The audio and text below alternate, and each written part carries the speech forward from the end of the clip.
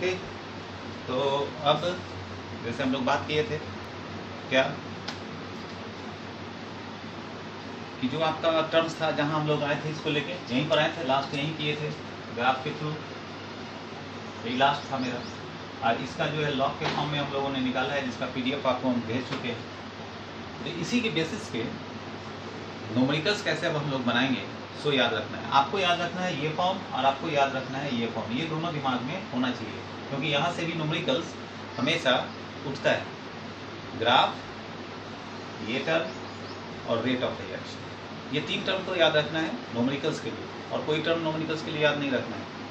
ये ग्राफ और rate of reaction, जहाँ पर हम लोग रेट ऑफ रिएक्शन के बाद जो हम लोग ऑर्डर निकाले थे, फर्स्ट ऑर्डर का निकाले थे जो फॉर्म, वो फॉर्मूला याद रखें। चलो यहाँ देखते हैं कि कैसे। क्वेश्चन लिया हम लोगों ने कि the rate of chemical reactions doubles for an increase of 10 kelvin from 298। तो जो मेरा पहले का जो टेम्परेचर था वो 298 था, इंक्रीज कितना कर रहे हैं 10 केल्विन। इस पर हम लोग बात भी किए थे थ्योरी की क्लास में कि जब हम लोग 10 केल्विन ये जब हम लोग क्या करते हैं, इंक्रीज करते हैं जो टेम्परेचर मेरा होता है उसमें, तो वो जो है रेट उसका डबल हो जाता है। निकालना है आपको, कैलकुलेट EA का क्या नाम बताया था, एक्टिवेशन एनर्जी। तो अब हम लोग क्या है, ये फॉर्म ध्यान में है, इसको हम मिटाते हैं अभी, ठीक है, मिटा दें इसको, तो आपको गया भी है।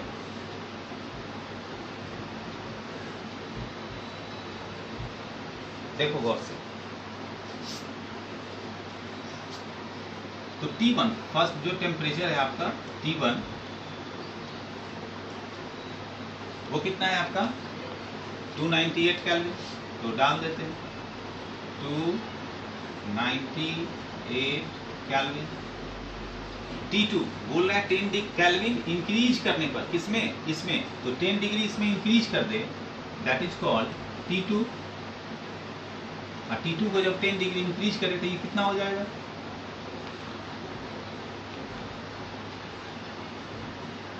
$308 केल्विन होगा ना। आपका है, बोल रहा है कि the rate of chemical reaction double हो जाता है, यानी कि जब इस टेम्परेचर पर था, हम अगर मान लें कि T1 पर K1 जो है मेरा रेट कांस्टेंट जो बात कर रहे थे हम लोग, ये 1 है इस टेम्परेचर पे, तो 10 केल्विन बढ़ाने पर क्या बता रहा है आपको, डबल हो गया। दैट मीन्स K2 को हम लोग क्या कर रहे हैं, डबल 2। तो ये जो K1 है इस टेम्परेचर का है, 10 केल्विन बढ़ाने पे ये K2 कितना हो गया 2, जस्ट डबल। आपको R का वैल्यू तो आप जानते ही हो कितना होता है, EA निकालना है। तो जो फार्मूला अभी जस्ट हम लोग वहां पर दिखाए थे लॉग के फॉर्म थे, तो उस फार्मूले को अब हम लोग यहाँ इस्तेमाल कर लें। तो क्या लिखे थे, log K2 by K1 is equal to EA divided 2.303 R था मेरा यूनिवर्सल कांस्टेंट। अब बोले थे कि 2.30 कब आएगा, जब हम लोग लॉग में कन्वर्ट कर देते हैं ln के फॉर्म। टेम्परेचर की जहाँ तक बात है, तो टेम्परेचर कितना हो गया था आपका, इसको चेंज करके T2 minus T1 divided T1 into T2, ये था आपका form log K2 by K1। तो K2 2 है मेरा, डाल ले, log 2 डिवाइडेड बाई 1। तो 2 डिवाइडेड बाई 1 करते हैं, तो इसको हम यहाँ से हटा दे डायरेक्ट, log 2 ही रहने दे, कोई प्रॉब्लम नहीं ना। तो log 2 is equal to EA निकालना है आपको, कैलकुलेट इसी को करना है। EA divided 2.303 R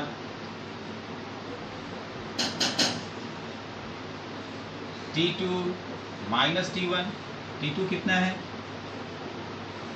308 minus 298 kelvin, T1 into T2 298 into 308, नीचे लिख दिया। ठीक है, देखो इसका नीचे नहीं जा रहा है, इसको मिटाते हैं हम, यहां तक लाएं। अब ये ऊपर कितना बचा आपका 10, तो यहाँ फिर लिख सकते हैं log 2 is equal to EA divided 2.303, R का वैल्यू लास्ट में पुट कर लेंगे। ऊपर बचा कितना 10 डिवाइडेड, अब इस दोनों को मल्टीप्लाई कर दें, चलो अभी रहने देते हैं। 298 बाद में मल्टीप्लाई कर लेंगे 308, ठीक है। अब यहाँ पर क्रॉस मल्टीप्लाई करके EA को बाहर कर लें, तो क्रॉस मल्टीप्लाई अगर करते हैं तो क्या हो जाएगा, EA is equal to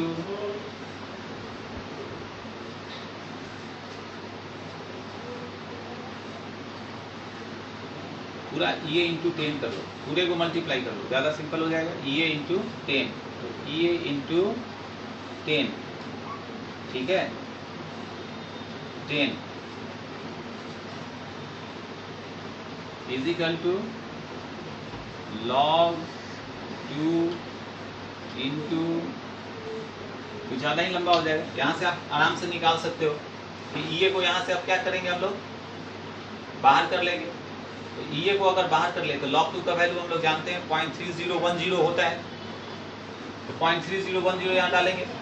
R का वैल्यू जानते हो कि R का वैल्यू कितना होगा 8.314, 8.314 R का वैल्यू डाल देंगे। log 2 का वैल्यू आप जानते हैं कि log 2 का वैल्यू कितना होता है 0.3010। यहाँ से EA को आराम से हम लोग कैलकुलेट कर कर बाहर निकाल लेंगे। ओके, देख लो एक बार, मिटा दें। चल,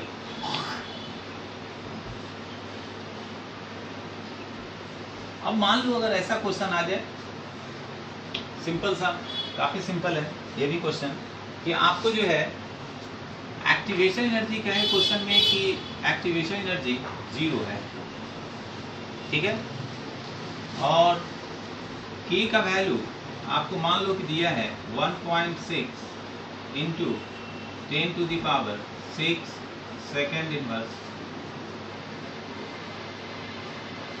दिया है K का वैल्यू। तो अब आपसे पूछ रहे हैं रेट जो है उतना दिया हुआ, अब आपसे पूछ रहा है क्या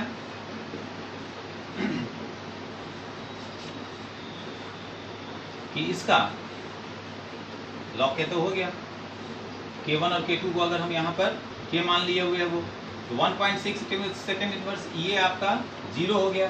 तो जब EA आप इसी फॉर्मूला को अगर हम लोग यूज कर ले, log K2 बाई K1, और इस पूरे टर्म को हम लोगों ने बता दिया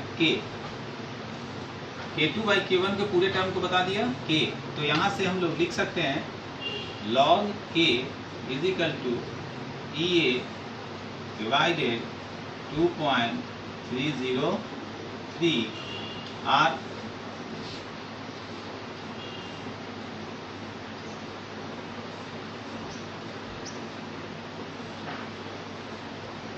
T2 minus T1 divided T1 into T2।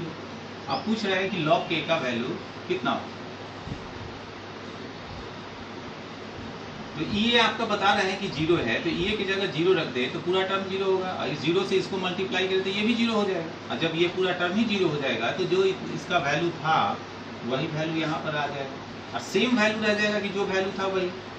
क्यों रह जाएगा, क्योंकि ये आपका एक्टिवेशन 0 बता रहा है, तो पूरा टर्म 0 होगा, तो ये भी 0 हो जाएगा। तो इसको कैलकुलेट नहीं करेंगे, डायरेक्ट दिमाग में रखेंगे कि अच्छा डायरेक्ट फार्मूला को दिमाग में रखेंगे, यहाँ 0 है तो चलो पूरा टर्म 0 हो गया, तो यही आंसर हो जाएगा।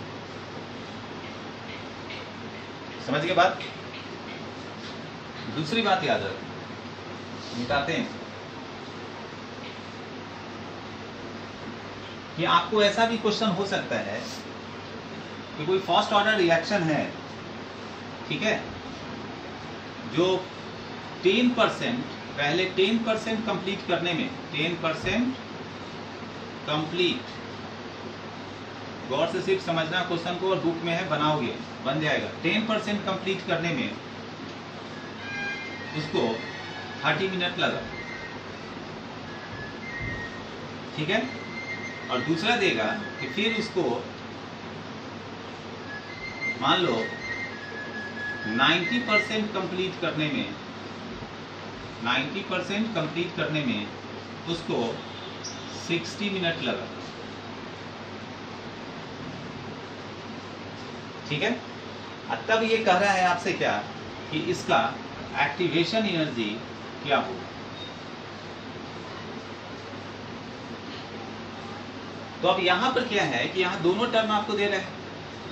अब यहाँ पर 10% कंप्लीट, तो अब हमको फर्स्ट ऑर्डर का जो रिएक्शन है ये दोनों किस टर्म में दिया है आपको, फर्स्ट ऑर्डर के टर्म में।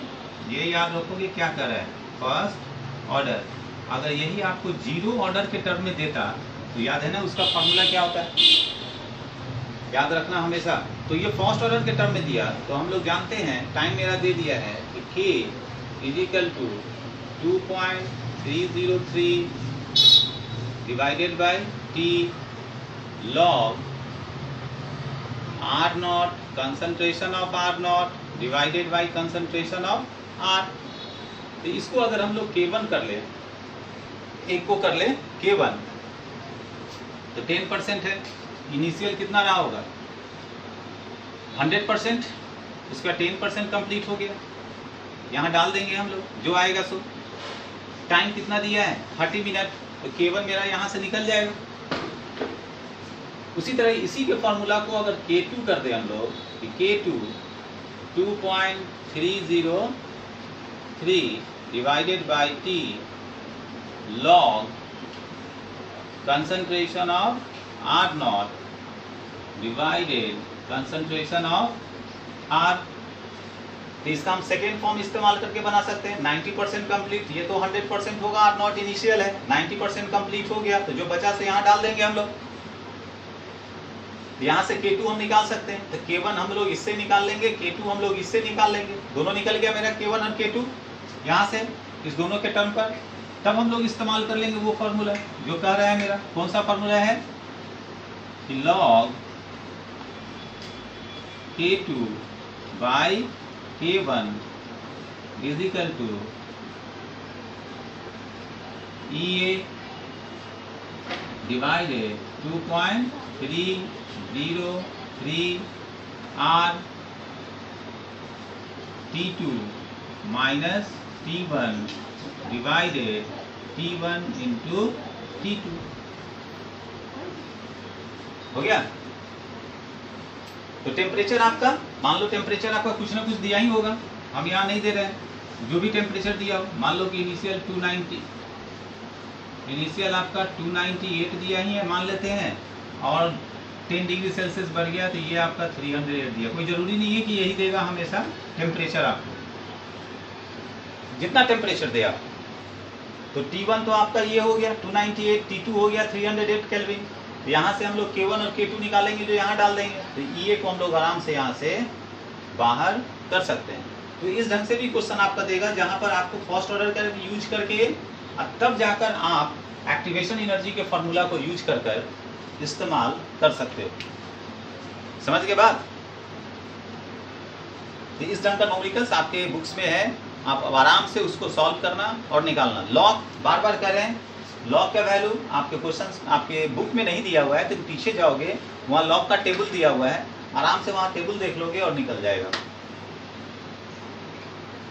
ठीक है, बना लेना। और इसका PDF नहीं, क्योंकि ये आपका यही था जो आपको जो क्लास का जो बच गया था। क्लास क्या बचा था, इस जो क्वेश्चंस आते हैं किस ढंग से आते हैं सो आपको बता दिए, ग्राफ के बेसिस से कैसे आते हैं सो बता दिए आपको question, theoretical question logic wise कैसे कैनेटिक से उठाएगा सो बता दिए आपको हम। ध्यान रखोगे सिर्फ उतना ही टर्म को और उतने टर्म को ध्यान रखकर और स्टडी करोगे और इजीली क्वेश्चन बन जाएगा। ओके